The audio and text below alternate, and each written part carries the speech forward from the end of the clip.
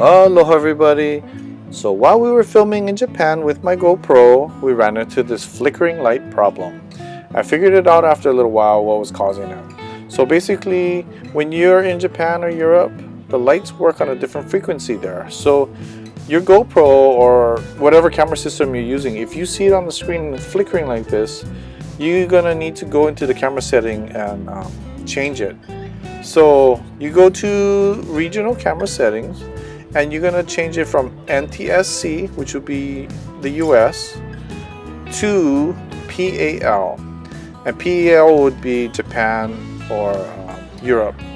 So if you change the setting, it'll fix the problem. Bam! See? Isn't that awesome? This is in PAL and it works fine.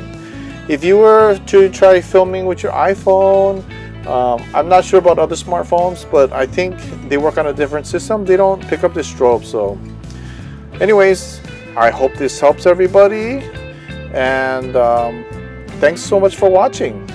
So please like and subscribe. It is free, and please check out our Patreon page. I will put a link down below. If you want to support us, if you believe in what we do, check it out and you can join our team.